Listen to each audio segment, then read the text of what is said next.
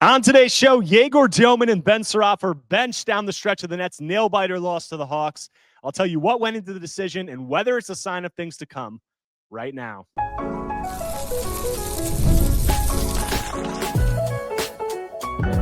You are Locked On Nets, your daily Brooklyn Nets podcast. Part of the Locked On Podcast Network, your team every day.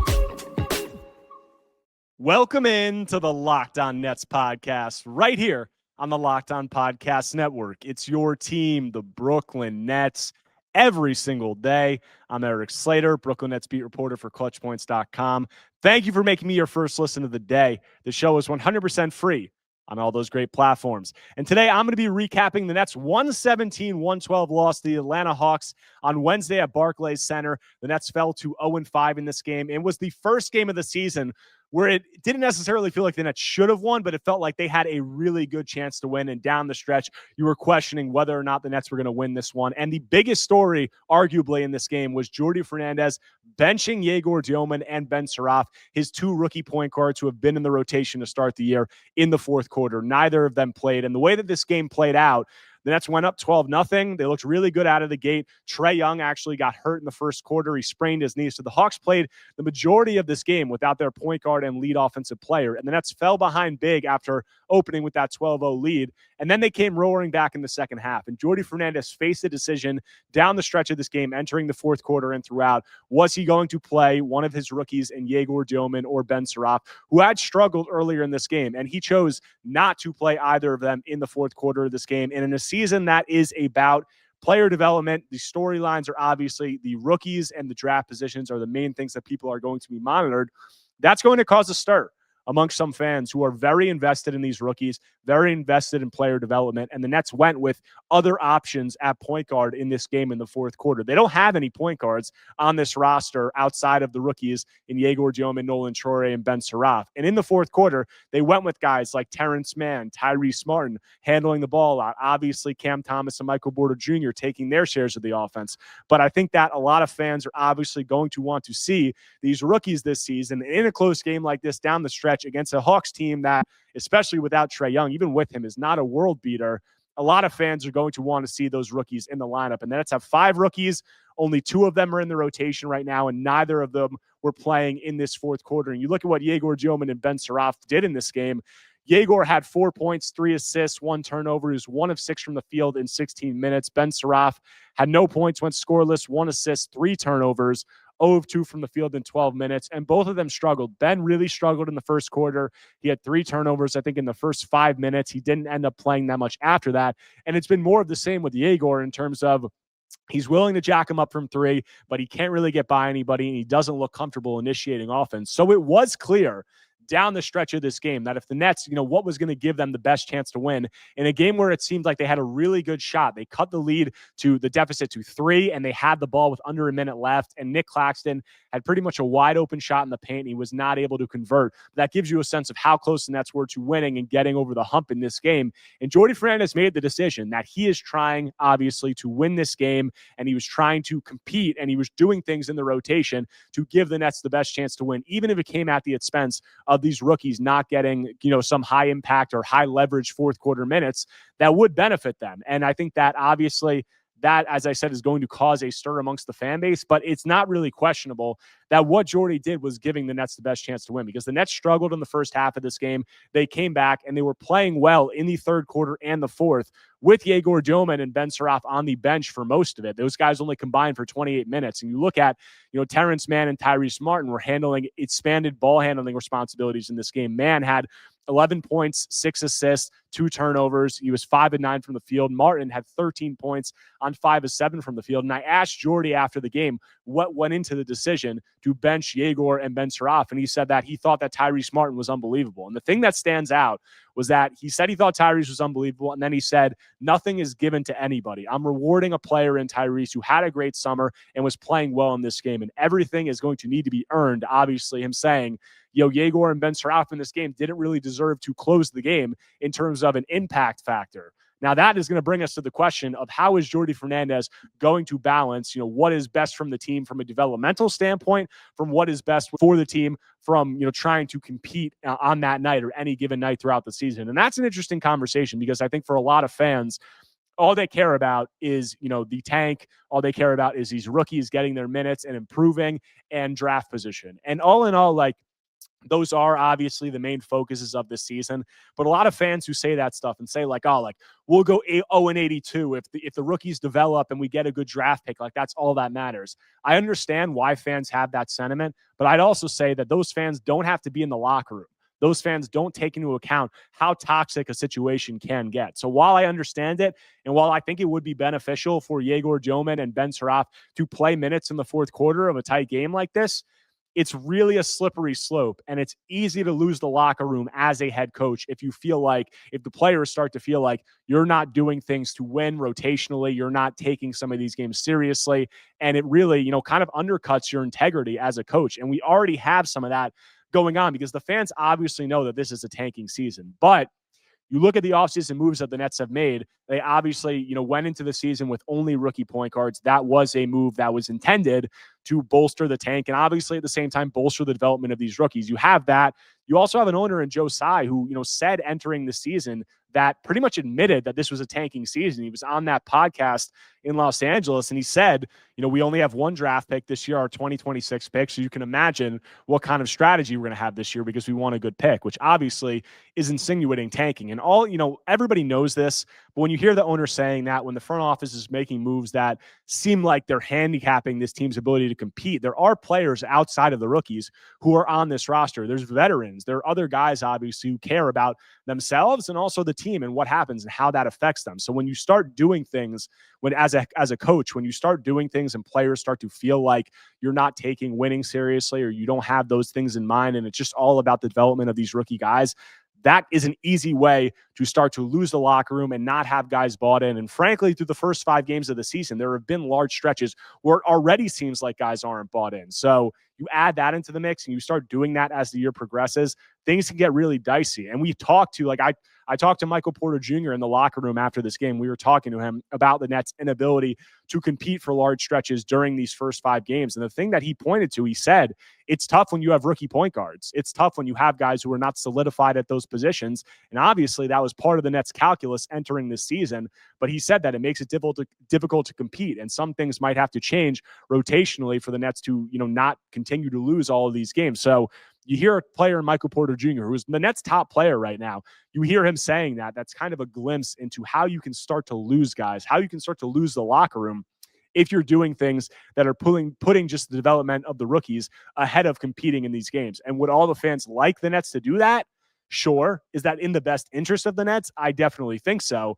But it's also in the best interest of the Nets, or at least in some interest to the Nets, not to have the locker room situation come completely toxic, not to have players just not caring or not bought in. Because when you start to indicate as a front office, from ownership, as a coaching staff, that winning is not a priority right now, that's a slippery slope. And that's when you start to lose player and the situation can get toxic, not just from those guys who aren't happy about it, but also for the rookies who are in this situation during their first year. The rookies need mentorship from the coaches, from those veterans. And if you want to keep those veterans bought in, it's a balancing act between, wanting to play these rookies and wanting to develop guys, but also showing the rest of the guys in the team that you're doing what you can to win, or at least, feigning doing what you can to win during what everybody knows is a tanking and a rebuilding season. But the Nets were still close to winning this game, and a lot of that had to do with the play of Michael Porter Jr., but they ultimately weren't able to get over the hump, and I think that we'll see a lot of games like this where they are close and they do have one of their top guys have it going, but they're not able to get over the hump. So what is that going to look like moving forward, and how do I think it'll play out? I'll get into that when I continue Locked On Nets after a quick break. Peloton is shaping the future of fitness with a brand new Peloton Cross-Training Tread Plus powered by Peloton IQ. It's their most advanced equipment yet, designed to give you real-time guidance and endless ways to move, whether you're running, lifting, or cross-training with your favorite instructors. Guys, this is training reimagined. Peloton is built for breakthroughs with tools to help you plan, stay motivated, and reach peak performance. I love how the Peloton IQ system offers real-time strength coaching. It actually tracks your reps, suggests the right weight, and corrects your form, making every rep safer and smarter. The personalized class recommendations keep you engaged. You get workouts tailored to your vibe and energy level each week. So let yourself run, lift, flex, and push forward. Explore the new Peloton cross-training Tread Plus today at onepeloton.com. Coming back from the break, continuing today's Locked On Nets episode, talking about Brooklyn's 117-112 loss to the Atlanta Hawks on Wednesday at Barclays Center, Brooklyn's fifth straight to start the season. And this was a Hawks team who was very beatable. I mean, the Hawks were 1-3 entering this game. Trae Young went down in the first quarter of this game with a knee sprain and did not return. So the Nets were playing a struggling Hawks team without their top player, and it was a very winnable game. And for a large stretch, it looked like a continuation of what we've seen in prior games. The Nets not competing, the Nets having breakdowns defensively, but then they got it going late and they had a chance to win. And what really kept them in the game during those stretches where the defense was not good and where they were having some other struggles, it was Michael Porter Jr., who played out of his mind to start this game. He started off this game, with 25 or 27 points on 11 of 13 from the field and like 4 of 5 from three. He started off that hot. He cooled off towards the end. He finished the game with 32 points, 2 assists, 4 turnovers, was 12 of 20 from the field, but you saw his ability to keep the Nets in this game. The Nets' top two players are obviously MPJ and Cam Thomas offensively. And in this game, Cam Thomas really struggled. MPJ had it going. Cam Thomas did not. Cam finished with 19 points, but he had 3 assists to two turnovers, and he was 6 of 20 from the field. And I said this throughout the year. Like, we saw this in, the second game of the season in that Cavs game. The Nets, MPJ and Cam Thomas both had it going, but the Nets were still not able to get over the hump. Now in this game, you have one of the two. And I said, there's really only a few ways that the Nets, or 2 ways that the Nets are going to win or compete in games this season, in my opinion. And it's Cam Thomas and Michael Porter Jr. both get it going, or the Nets shoot really well from 3 as a team, or like 2 out of those 3 happen at the same time.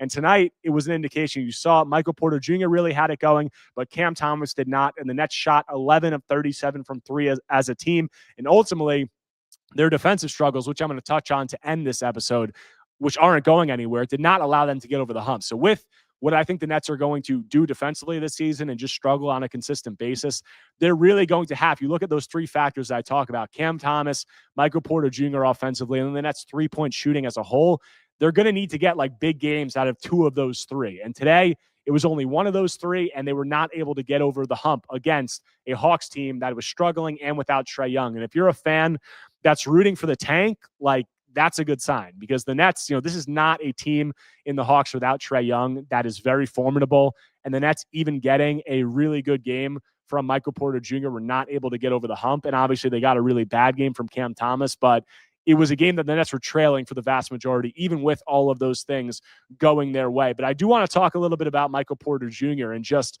the shot making that he's put on display, because MPJ, there was obviously a lot of questions about what he was going to do from an efficiency standpoint, how he was going to acclimate to his new role with this Nets team. And there have been some growing pains, which I'm going to talk about, but just the shot making that MPJ has put on display, I think as Nets, people who follow the Nets and also Nets fans maybe didn't get to see it as much, when he was with the Nuggets. I'm sure you saw it to some extent, but this guy is one of the most talented shot makers in the NBA. He's one of the most talented shot makers that I've ever seen in a Brooklyn Nets uniform. I mean, some of the shots that he's hitting, some of the things that he's doing, we're talking about like Kevin Durant level of shot making. He's that good as a shot maker. He obviously has glaring limitations to his game outside of that, but MPJ has maintained his efficiency on an expanded role early this season. And there were questions about, was he going to be able to do that offensively? And I think going into this game, he was shooting 48% from the field, 40% from 3. I think there were 18 players in the NBA entering this game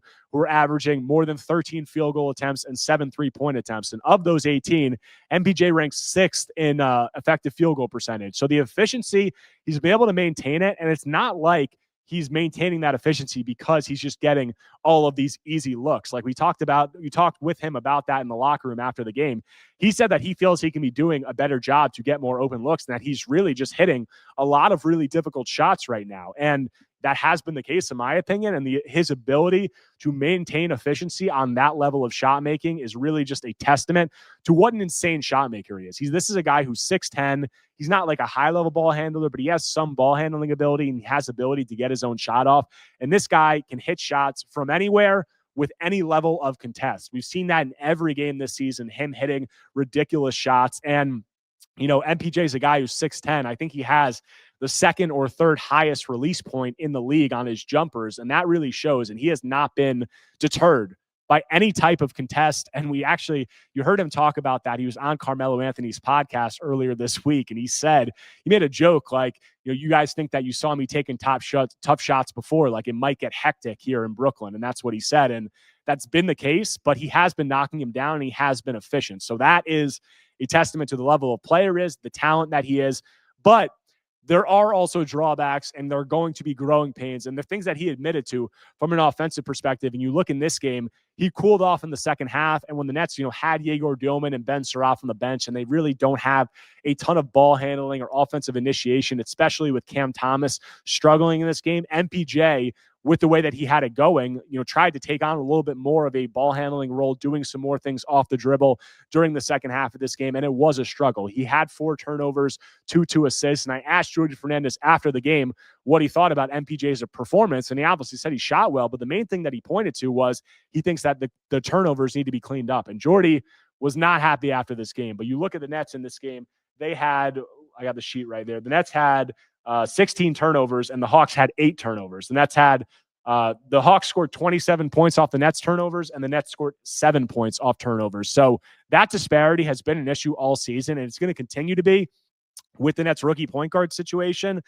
But that is something that is a weakness of Michael Porter Jr.'s game. And it's something that he admitted is going to be growing pains, but it's, something that he's going to try to gain more comfort with. But I'm not sure how within his skill set that is. And when you look at this Nets team in terms of guys who can be ball handlers, shot creators, 3-level scorers, it is just few and far between. I mean, the Nets obviously have Cam Thomas. He is a 3-level scorer. He is their best scorer, but he's not much of a playmaker. You have MPJ who can score because of his ridiculous shot-making ability, but he can't really handle the ball at a high level, and he's going to struggle with turnovers and different things in that regard. So on this roster, there is not a complete offensive player, and that is obviously going to lead to struggles. And that was part of the Nets calculus when they went into this season, entering the year with only rookie ball handlers, not bringing a veteran point guard. That was one of the easiest ways that you could guarantee losing and guarantee that you were going to bolster your tank. And the Nets went about it that way. And in this game where you saw them bench Egor Demin and Ben Saraf due to their struggles, the other guys that have to pick up the slack really just aren't equipped to do things at that level. The best one is Cam Thomas, the best equipped to do that, but he struggled. MPJ is going to struggle. And then the other guys like Tyrese Martin, Terrence Mann, they're nice players, but that's just not the role that they're going to fill. And that is why the Nets are going to struggle to close a lot of these games, even if they're able to keep it close. Another reason that they're going to struggle is the defense. And this was the Nets' best defensive performance of the year, but there are still glaring struggles. And a lot of them have to do with the scheme that they're running and also their centers, Nick Claxton and Day'Ron Sharpe. How are they going about that and how are they transitioning and acclimating to this new system? So I'll get into all that when I close out Locked On Nets after a quick break. If you're a business owner, here's the truth. SaaS promised to make your work easier, but now the average company is buried by hundreds of apps that slow down your teams and simply don't work together. That's not SaaS, that's SAD. Software as a disservice. That's why you need Rippling. Rippling is a unified platform for global HR, payroll, IT, and finance, all in one place. They've helped millions of businesses replace a mess of disconnected tools with one system designed to give leaders clarity, speed, and control. Guys, what I love about Rippling is how much it removes the bottlenecks and busy work that slow teams down. Everything from onboarding to payroll to IT access runs automatically and perfectly in sync. Whether you want to run your entire HR, IT, and finance operations as one, or just fill in the gaps in your software stack, Rippling can do it all. And right now you can get 6 months free when you go to rippling.com/LockedOnNBA. Learn more at rippling.com/LockedOnNBA. That's rippling.com/LockedOnNBA for 6 months free. Your ambition just met its match with Robinhood. You play for the win. not just on game day, every day. Locking in on every opening, beating your PR, beating it again. Channel that drive into your money. Robinhood puts you in control of your money. Trade stocks and ETFs, options, future, and crypto all on one platform. You can now build and execute your own trades from a desktop with Robinhood's Legend Advanced tools, or take advantage of the new Robinhood strategies with a tailored portfolio managed by a team of experts. You can expect more from yourself. You can expect more from your money. Get started today at Robinhood.com/yourmoney. Again, that's Robinhood.com/yourmoney. Your money, your move. Coming back from the break, closing out today's Locked On Nets episode, talking about the Nets' 117-112 loss to the Atlanta Hawks, dropping them to 0-5 on the season. And the thing that has really inhibited the Nets from competing or winning any games thus far this year has been their defense, which has been at a historically bad level. I touched on this on prior episodes. Nets have allowed, through 4 games, they had allowed 522 points, which is 130.5 per game. That was the most in franchise history. They ranked dead last in opponents' field goal percentage, in opponent three-point percentage. Their defensive rating was, I don't know the number off the top of my head. It was historically bad, and it was 7 points, is dead last, and 7-point gap to the 29th ranked team in the NBA. So that just gives you a sense of how far behind this Nets team has been. And a lot of that has been tied to the defensive system. The Nets, first of all, just are ill-equipped to play any defensive system because they have a lack of point of attack defenders. They do not have a high-level point of attack defender on this team. They have all rookies at point guard, and they have 2 guys in Cam Thomas and Michael Porter Jr. in their starting lineup who, let's say, are not known for their defensive aptitude. So all of that is going to lend itself to defensive struggles. But then you look at the defensive system that Jordi Fernandez has been trying to implement with this, blitz-heavy, very aggressive scheme against the pick and roll, playing at the level, sometimes trapping at half court or in the post and trying to rotate on the back end. The Nets it hasn't seemed like had the want to, the athleticism, the skill set, or the understanding of what they're trying to do to execute any of this. And, this was the Nets' best defensive performance of the season, mostly due to a fourth quarter performance where they kind of went away from that scheme and they started switching a lot more. But even with that, this is a Hawks team without Trae Young. They still scored 117 points. They still shot 47% from the field and 39% from 3. They were still in the 80th percentile in this game in half-court offensive rating, half-court efficiency per cleaning the glass. So this Nets defensive performance is the best of the year. But playing a Hawks team without Trae Young, I think that's more of a testament to how bad it has been for the Nets before that, as opposed to anything that they did. But they did hold the Hawks to, in the fourth quarter of this game, they held the Hawks to 23 points, which was the reason they were able to get back into it. And they went away from some of what they had been doing defensively in terms of their blitz-heavy scheme against the pick and roll, in terms of playing at the level. They went to a switching scheme down the stretch of this game, which a lot of teams do down the stretch of close games, but they really looked better doing that than what they had done before. And a lot of that was due to Nick Claxton getting to switch onto the perimeter, getting to do some of the things that we've all seen him do. I mean, during that 2022-23 season when Nick was in the Defensive Player of the Year race, during the season after that when he was still very effective defensively, the Nets were switching 1 through 5. And that obviously has its drawbacks because you pull Nick away from the rim and, it makes it harder to rebound and all those things. But this Nets team isn't rebounding well anyway. They rank, I think, 25th or 26th in defensive rebounding percentage in this blitz-heavy, play at the level scheme that the Nets are playing under Jordi Fernandez. And switching Nick onto the perimeter, that was a much more effective strategy down the stretch of this game. We talked to Nick after the game, and we said, how did it feel, playing that switch-heavy scheme against something that you've been accustomed to doing? And he said, it felt good. He said that that's the best thing that he does. That's his best skill, is switching and guarding on the perimeter. And he even said, that's why I think I'm still here. That's why I got paid. But he obviously offered the caveat of, I have to do whatever Jordi Fernandez or whatever the Nets coaching staff wants me to do, whether that's blitzing, whether that's playing at the level, whatever scheme. And he said, I asked him after that, what does that look like? Has that been a challenge? And what do you think you need to do to continue to dominate at the level or play, have the same level of impact when you're not switching and doing those other things? And he just said, it's a lot more effort. It takes a lot more out of you. You have to do a lot more things, but I just need to do that. And that's clear because when you're switching, that takes a lot of effort, but you're just switching on the guys and you know what you're doing. Whereas when you're blitzing or you're playing at the level, you're really getting up, far towards half court a lot of the time. And then you have to recover all the way back. You have to rotate on the back end. And that's just a much bigger burden on the Nets as a whole, and especially on Nick Claxton. And they haven't looked equipped to do that. So just switching him onto the perimeter, it's no surprise that looked more effective. Now, are the Nets going to continue to do that?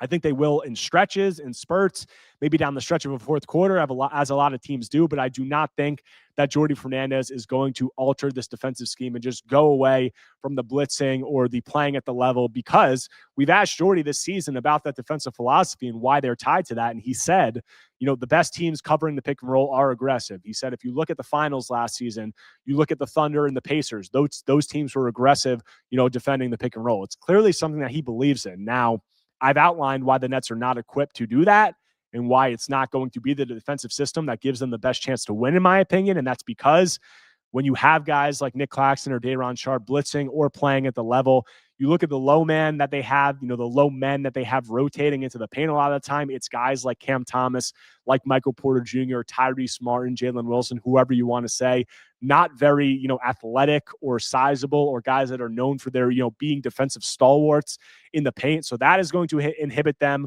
from being good in that scheme, and also just the understanding and the effort that it takes. They haven't shown that up to this point, but I think that it's important, or Jordi Fernandez probably thinks it's important, for the Nets rookies, for some of these other guys to gain comfort, to gain understanding. And if that comes at the expense of, maybe them losing some more games and not being, at the level that they could be defensively, obviously that's good for the tank. And I think that, while that might be difficult for Jordi, I think that he's remaining committed to this, but it's really going to be the question of how committed is he to it? How much does he show other things? How much does he value people gaining comfort and doing some of those things in that system versus trying to keep things competitive, trying to keep people bought in. So we'll see how that plays out. But I think that this Nets defense, while it was a better performance today, it is still going to be a huge roadblock to them competing, because they really just don't have they don't have a ton of plus defenders on the court. You look at the wings, they don't really have a high-level point of attack guy. They don't have any high-level athletes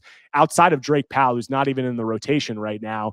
And then you look at, Cam Thomas and Michael Porter Jr. sharing the floor together. It's just not a recipe for defensive success.